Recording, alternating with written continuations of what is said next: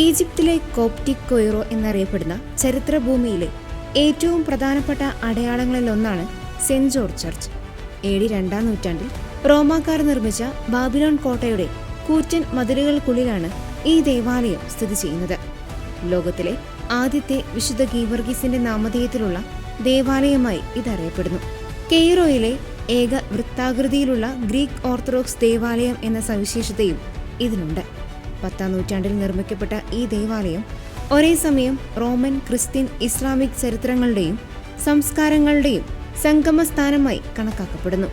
Babylon കോട്ടയുടെ വടക്കേയറ്റത്തുള്ള ഒരു Roman ടവറിന് മുകളിലാണ് ഇത് നിർമ്മിച്ചിരിക്കുന്നത് എന്നത് ഇതിന്റെ വാസ്തുവിദ്യയെ കൂടുതൽ അത്ഭുതകരമാക്കുന്നു.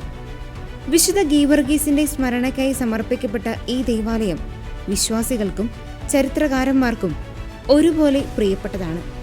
വിശുദ്ധനെ തടവിലിടാനും പീഡിപ്പിക്കാനും ഉപയോഗിച്ചതെന്ന് വിശ്വസിക്കപ്പെടുന്ന ചങ്ങലകളും മറ്റു ഉപകരണങ്ങളും ഇന്നും ഇവിടെ സൂക്ഷിക്കപ്പെട്ടിട്ടുണ്ട്.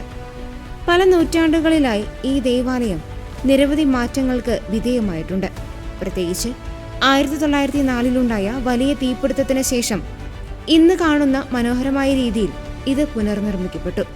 പള്ളിയുടെ ഉൾഭാഗത്തെ മനോഹരമായ ചുവർ ചിത്രങ്ങളും ഐക്കണുകളും പൗരാണിക ബൈസന്റൈൻ കലയുടെ മഹത്വം വിളിച്ചോതുന്നു.